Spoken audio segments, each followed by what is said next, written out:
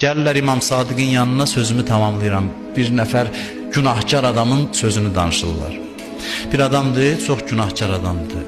Bir qrup gəlir İmam Sadiqə, söz düşür filan kəsdən, deyirlər o çox günahkardır, filandır. Bir pisliklərin sayırlar.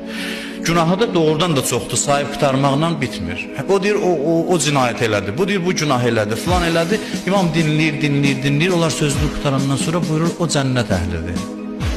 O cənnətə gedəcək, aqibəti xeyirli olacaq. Deyirlər ağa necə? Buyurur ki o bu yaxında yolla gedirdi, küçə ilə gedirdi. Bir nəfər küçədə uzanmışdı, yatmışdı. Yatan vaxtı bu adamın üstü açılmışdı, bədəni görsənirdi. Bu getdi bir parça tapdı, onun bədənini örtdü, heç kəsə də demədi, yoluna davam elədi, getdi.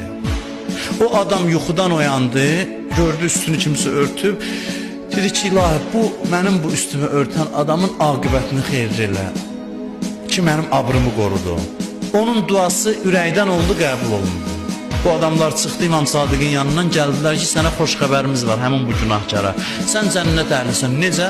İmam buyurdu. O necə olur? Deyir, buyurdu ki belə bir hadisə olub və sən belirləmişsən, deyir ilahi mən bunu heç kəsə deməmişəm. Deməli Allah bilir və Allah bəzən qeybini öz istədiyi bəndələrə bildirir. Bir yaxşılığıma bu qədər əvəz verirsə, 100 dənə pisliyim var, heç cəza vermədi. Bir dənə yaxşılığımı seçdi, aqibətimi xeyirli elədirsə, gərək elə nə yaxşı olar ki, bundan sonra bütün əməllərim yaxşı olsun.